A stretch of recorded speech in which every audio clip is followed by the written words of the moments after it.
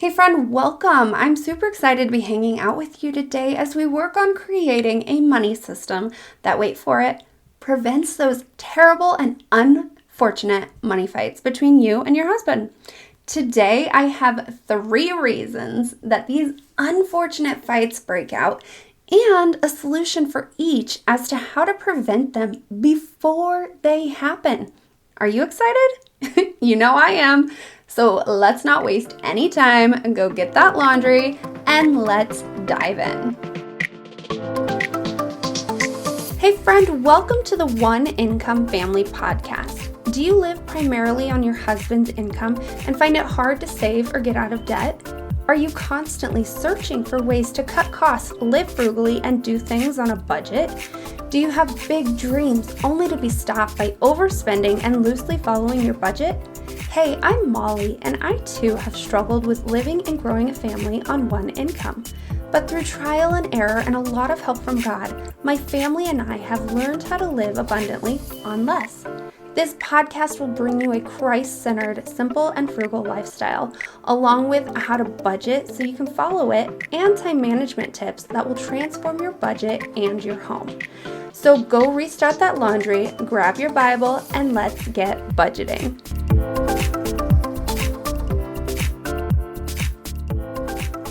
Hey friend, do you want to come hang out with a group of mamas who are living or want to live on a single income just like you? I have a free community. It's called the One Income Family, and it is a place where you will learn how to stick to a budget so that you can save to finally go on that family vacation, or buy that weekend ice cream that brings you and your family so much joy. I mean, just thinking about going to get ice cream this summer with my family, I'm so excited. I can't even get the words out. That's how excited I am. Anyways, let's go back to what I was saying. In this community, you will also learn to think frugally, cut costs so that you are buying things that last and they're worth your money, but they're at a lower price point. And you will do so with a group of like-minded mamas who you can connect with, share your struggles, and receive support along the way. So join now at not bit.ly.com. It's bit.ly/ so bit.ly/ the One Income Family Community. Or, if that was a bit much, you can join in by going to the link in the show notes as well. All right, so money. Yeah, it can be extremely uncomfortable to talk about because in order to talk about it, we have to be okay with opening up the most vulnerable part of ourselves. And when it comes to our husbands and our family, we have to release that, wait for it, selfishness that we hold inside. And it's money that brings that selfishness out. It's your kryptonite. You may want to spend it your way. Or not may. You do want to spend it your way. Not the way your husband wants to, not the way your children wants to. And my dear friend, that means that you want to be in control of the money. Even if you say you don't, there is a small piece inside of you that I promise you it agrees with me. Even if you say you don't, it agrees with me. I'm sorry. I mean, I had to learn the hard truth many years ago. I figured out that I was trying to do things my way rather than allowing my husband to step in, which I don't want to go too deep into that because then I'll get into the reasons. But I just really want to just remind you that human selfishness is such a big part when it comes to money. And money can bring out the worst in us, and it's usually that selfishness because we don't want to share. We want to do it our way rather than sharing. Even if we say we're doing it for our children, for our husband, it's still the way we want to spend it and not the way someone else wants to spend it. So you may ask, what does selfishness have to do with creating fights in your marriage? And I challenge you, I double dog challenge you. I about said dare, which I mean, it's the same thing. Double dog dare, challenge, whichever one you prefer. But I challenge you to look deep into the last argument you had and search for the true reason that caused it.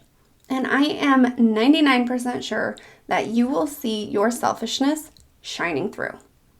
Now, I'm not trying to be mean and say that you're just selfish all the time and you're not doing anything that you should be doing and blah, blah, blah, blah. No, I'm just trying to open your eyes to the reason behind the arguments. And yes, I've got 3 other reasons, but this is the dig down deep behind the layers reason that nobody wants to admit to. And it's our selfishness 100% of the time that keeps us from getting to the point that we want to be, which is not fighting about money with our husband. So trust me, when I'm talking about this, I am no better than you. I have argued with my husband over buying something that I thought was important, but wasn't important to him. And when he said no or didn't want to go along with it, it just felt like a slap across the face. Yeah, and it's so sad how easily money can bring out the worst in us. And that's exactly why I wanted to talk to you about this topic, to help you create a plan that helps you to prevent as many money fights as possible in the future. Because when you're living on one income, the stress is high. The feelings are short-lived, and it just a little bit of a nudge can push you over the edge. And I don't want that to happen. I know I always felt like my husband secretly wished I would go back to work. We made the decision for me to stay home together, but when money is tight, then, your mind kind of just jumps to all these conclusions. And yeah, he may have wanted that, but the fact that I was thinking about it all the time means that, it's probably something that I was thinking too. I mean, it's so much better for me to be home with my kids and taking care of them and spending time with them and having them be loved, because now I'm bringing them up the way that we want them to be raised. But at the same time, money just makes you want to you just want it all.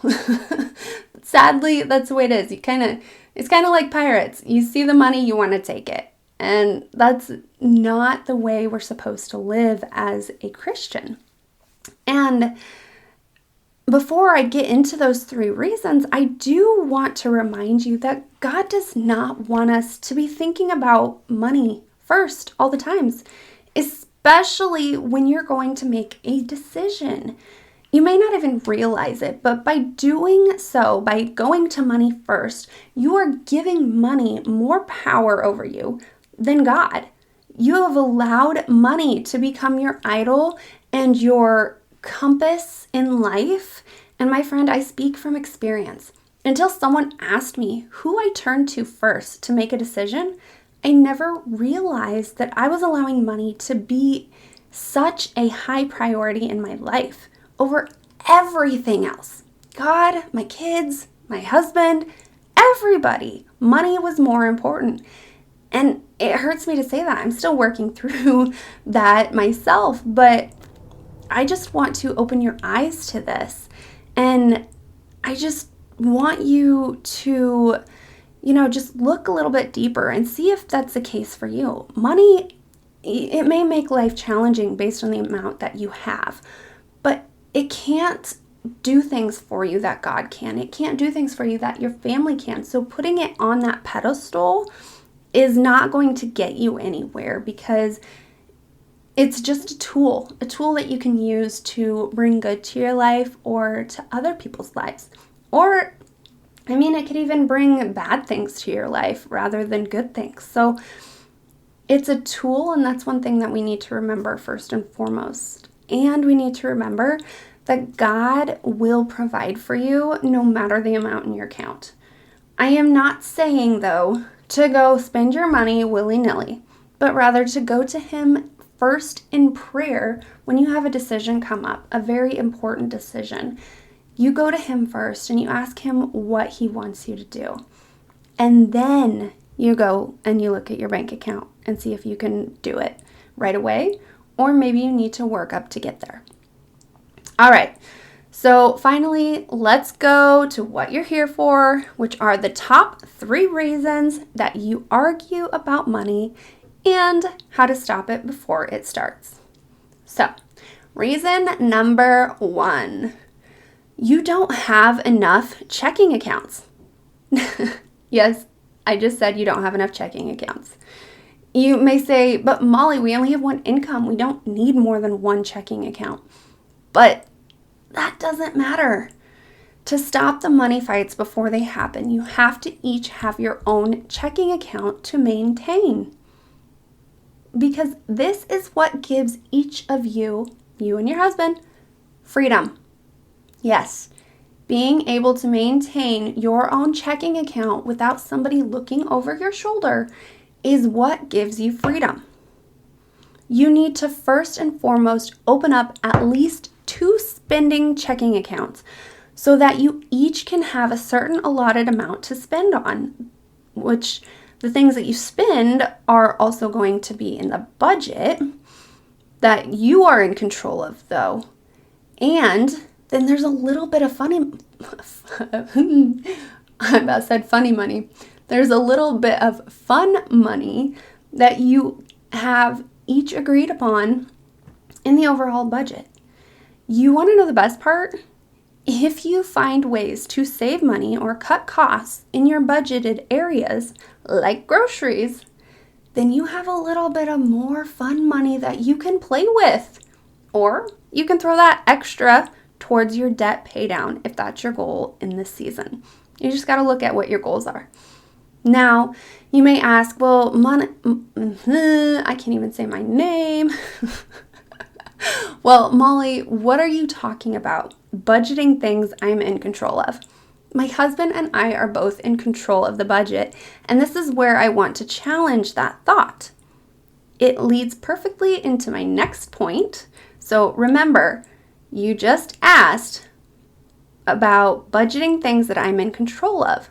My husband and I are both in control of the budget, and this is what I want you to think about with reason number 2. You are trying to budget everything together. Dun, dun, dun. Yep, that totally just went with the last thing I said, right? We each have our own strengths. And so another way to keep from having money fights is to identify each of your strengths and create smaller, separate budgets inside the bigger budget. Hence, 2 separate checking accounts. Now, depending on who's able to control their spending habits and who's not will also play into the factor into which subcategories, is what I like to call them, will be in each of your spending accounts. Like, yes, you may be in charge of a certain budget, but if you yourself are not good with money, then putting that allotted amount into your specific spending account is probably not a smart idea, because then you might accidentally spend that money that you don't want to use because it's for something else. Now, you want to identify each of your strengths because that will prevent one person from doing all of the work and being in control of all of the money. And that, my friend, is where the fights break out. Again, here comes the selfishness part. We feel like we aren't getting any help, or we feel like we can't make a financial decision, which makes us feel inferior. This is where we can curb a majority of our selfishness by giving both of you and your husband, a job. Instead of one person doing it, you do it together, but as a team, which means you don't do every single specific piece together. You do your section and he does his section. For instance, my husband, he's good with all things vehicle and yard maintenance. So when it comes to these decisions, he's the one to do the research behind the financial decisions, like buying parts, because, we have a vehicle down, so of course we're always buying parts. I don't want to do that. I don't enjoy it. He loves to fix up the vehicles when he has time, I might add. And I enjoy meal planning. He doesn't. So I take the reins there. We each give a little input after it's all put together, but initially we each make decisions on these things in our own wheelhouse. So sit down with your husband and separate out the categories in the budget so that you each feel like you have a say and are doing things in the best way possible for your family as a team.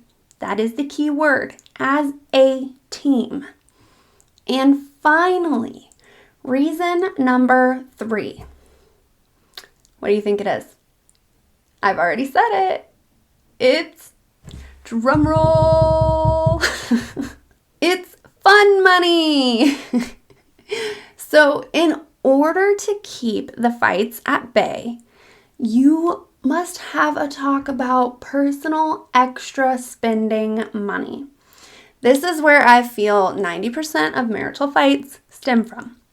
And no, that's not a legit number. I've not looked up the actual statistics, but it can be extremely stressful for the saver and the spender in the family. I'm the saver. When I see all of these air quote unnecessary, and yes, I just said air quote, but unnecessary expenses, my husband has racked up over the month. I get nauseous. But on the flip side of it, my husband sees no problem with his expenses, at least not in the moment, and he feels like I'm holding him back, keeping him from making his own big boy decisions. See, selfishness is running amok in the whole situation.